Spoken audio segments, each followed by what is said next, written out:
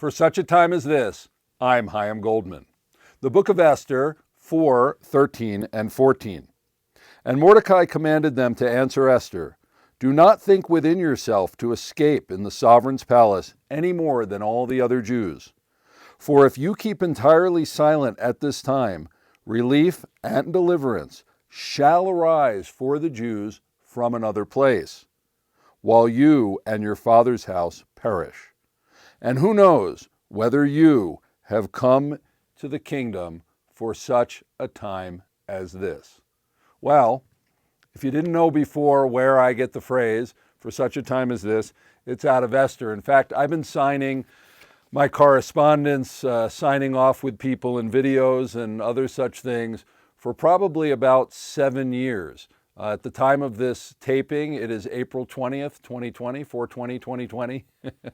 And I've been spending a long time meditating on this verse. This is why I named the podcast "For Such a Time as This." And today's episode, episode number 6, I am calling the Mordecai Challenge, because I believe that you have come into the kingdom for such a time as this, and you need to seek first the kingdom for such a time as this. But what does that mean? Well, let me turn my card over. That's the next point that I want to make on there. I have not just been thinking about this myself for years, but it's really come clear to me that my calling, my specific purpose for being on the planet, is to help other believers like you to walk in your calling. I've coached professionally. I've helped so many people think this through and discover what their calling is. Because if you don't know why you're on the planet, how in the world can you fulfill it? And by my understanding, the only reason that we were put here on the planet is to serve the Almighty in the specific purpose that He gave to us. Now, I mentioned today's date. It happens to be my birthday on the Gregorian calendar. I don't really celebrate birthdays in a traditional way, or the way that most people do. My focus is He put me on the planet at this time, at least according to the main calendar that most of us go by. Why did He do that? Why am I here? How am I supposed to specifically serve Him? How do I fit into this grand scheme of His creation and into the body of Messiah with my special talents and abilities and gifts that were given me from the Almighty, and the vision, the plans that He made for me, that He set before me, that give me a vision and a hope? What are those things, and how am I, as Chaim Goldman, supposed to follow them? And as your fellow traveler on this planet and servant of the Most High, I would put out to you, why are you here? What is this all about? And if you don't know, one, I need to tell you, you really need to know. And two, I'd like to help you figure that out. And this video is just part of that. So when we think about who we are, what our purpose is, it can be a little daunting. It can be very daunting, because if you understand that you have been put here for such a time as this, into the kingdom, and it's very interesting, that challenge that Mordecai gave to Esther and that she responded to, and she said that she would do it because she understood it was her purpose, and if she perished, she perished. And I believe that we need to pursue our calling with as much commitment as Esther.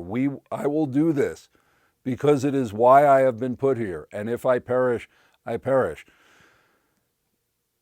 When we think about calling, there are some things that really get in the way. First, some people think that you can't possibly know it, or they think that it's something that goes against, this is really the worst part, that it goes against the very things that you want to do, that there's almost some religious honor in suffering while we serve the Father on this planet.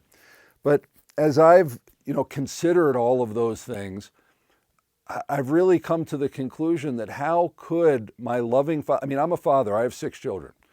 I'm not the best father, I try to be, but at least to me, I want my children to be happy in what they do in their lives, what they do now, what they do later, what their calling, what their vocation is. I want them to realize who they are, and I want to help them do it. And I rejoice when they figure it out and find pleasure in it.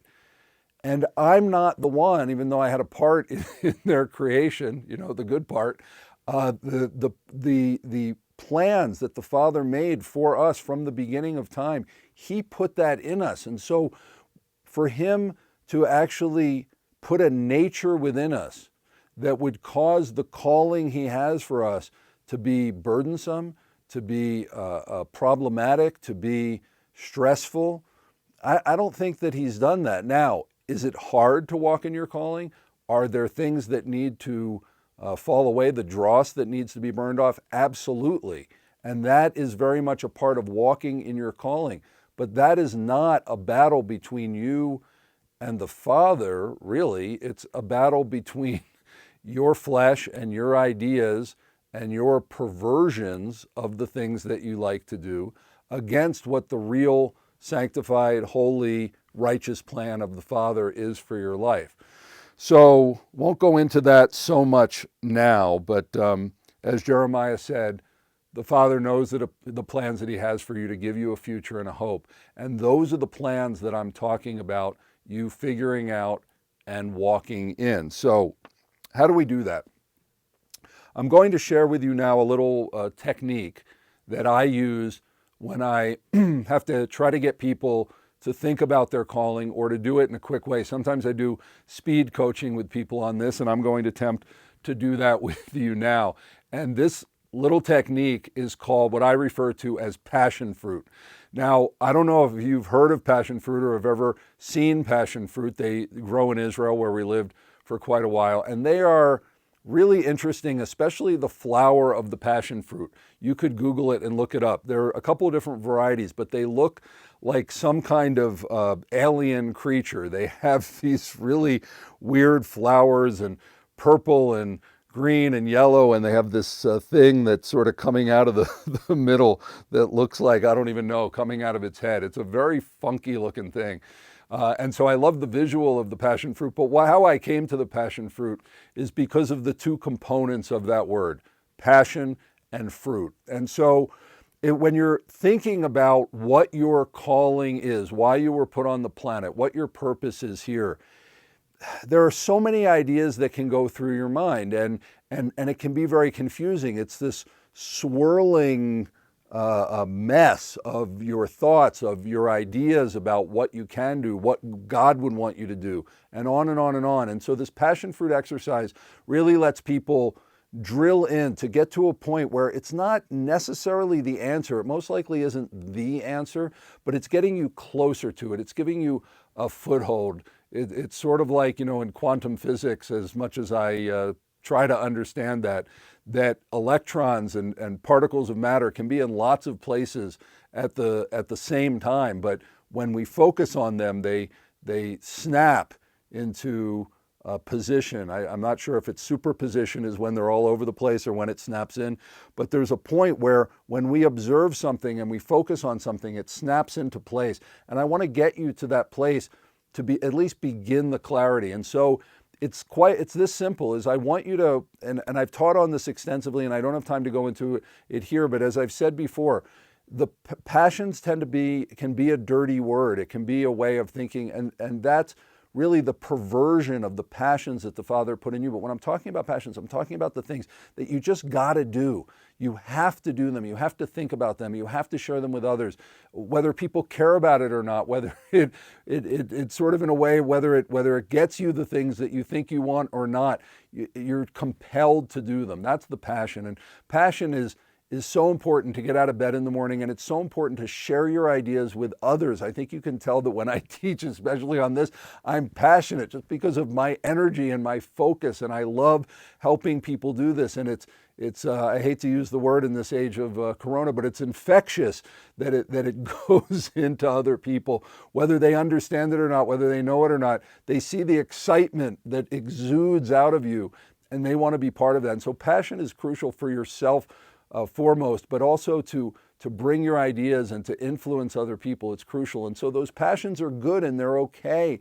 And the Father is pleased to give you the entire kingdom. So the desires of your heart that he put in there, he's absolutely pleased to give them with you. So please push away any thought otherwise, and then start to think about what are the passions in your life. What did you want to do when you grew up? You know, those things were pure passions when we didn't think about all the things that were necessary to run a business and make things happen and go to school and all the hard stuff. It was a pure, I want to do this, is to look into that. Why did you want to do it? What were those things that you wanted to do? What did you study in school? What magazines or TV shows do you like? What kind of people do you hang out with? What kind of things do you find yourself involved in? And although they might seem to not be connected, they are connected because it's all you. You're always at the scene of the crime. It's always you. And so what does that mean about you as I turn off my 10-minute alarm here? And I'm going to take this a little longer because I want to share this with you, but I'm going to land the plane soon, is what are all those things? And you have to think back, like way back, dream, get yourself in places where you can think clearly, maybe get away from your normal world and places where you know, out in nature, wherever you can think and wherever you can dream, and try to remember what it is that is really you, and allow you to be you. It's okay. In fact, it's how you were designed. Again, we tend to take things into bad places, into perverse places, and that is a perversion of your calling. I'm not talking about that. I'm talking about the pure things that are in you, and try to connect those dots and see, what am I like and what do I like to do? Okay, you got that? It's a process. It can involve, you know, days, weeks, months of you cathartically brain dumping this stuff out. I suggest writing it out on paper, getting it out from this swirling mass of who am I and what's going on in my head. And when you get it in front of you and you can really focus on it, you can see, wow, this is why I couldn't get a handle on this. But you can start to see and sifting and sorting and making decisions and making goals and priorities. That's later. I'm not talking about that now. I'm talking about this first step. And when you sort of get an idea about that, then I want you to think about fruit. And what do I mean by fruit? I mean, where have you found success doing any or all of these things? And you can define success however you want. Is it a good feeling? Is it money? Is it some level of notoriety? Whatever you would judge as success, I'm not going to judge you. Keep it pure as much as you can. But it's okay to feel I'm accomplished. I got things done. I brought people together. I served the kingdom. I shared the kingdom. I helped other people. I was able to build a successful business that took care of my family. I was able to come home at the end of the day feeling like I really did something positive in this world. Whatever you would do, find that nexus, that intersection between what you really love doing and where it bears fruit. And that is passion fruit. That is where I suggest you start, because that is an indication of who you are and where the Father blesses when you walk in who you truly are. Again, the beginning of the process.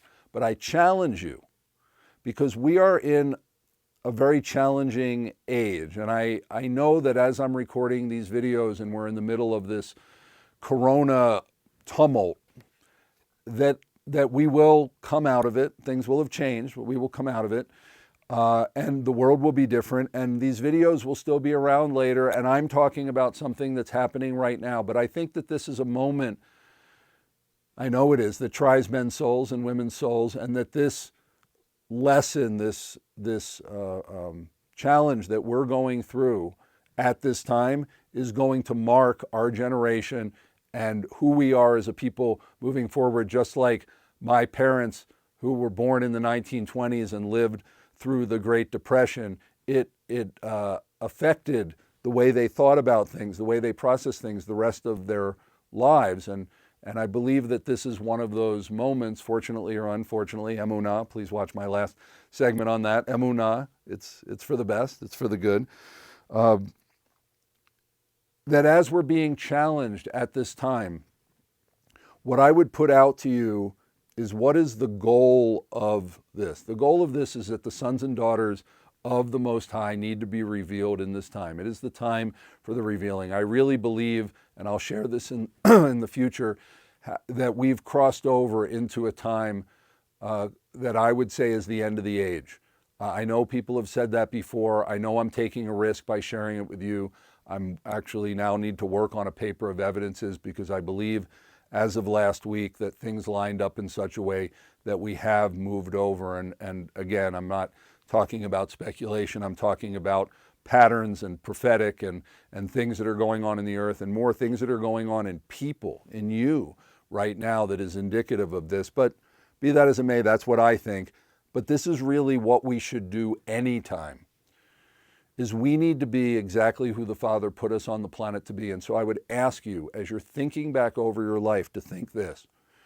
If salvation needed to come through not you, right? Like with Esther, Mordecai said, if you don't act, salvation will come through another agent.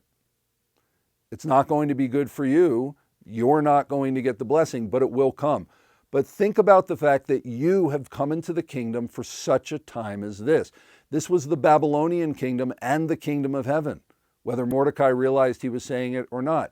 This earthly place that Esther was, as well as her heavenly citizenship. That we have come into both of those places, where you are on the planet, the kingdom, the nation that you're physically in, as well as the superior nation of the kingdom of God, the kingdom of heaven, that you, if you're a believer in Messiah Yeshua, are a citizen of. Have you come into the kingdom for such a time as this? I believe so. I believe the Father wouldn't have taken all the time that he spent with you and been so patient to bring you in for not a time as this. But the question to ask is, if the Father needed to find someone else to do the job that he assigned to you, would he have to go to the second string? Meaning, not that there's 20, 50, 1,000 people on the planet qualified to do your job. That okay, you're not doing it. I'm talking about the job that is exclusively yours, that has been prepared from the beginning of time for you to do, that all your experiences from your birth, all your struggles, the family you were born into, the nation that you were in, what you've done, what got you to this point right now. If the Father needed to find someone else, he would go, you were the person. You were exactly the person. I now need to go to someone who is not as qualified. That is what you have been set to be as the best on the planet. There is no one else. It's your job, no more, no less.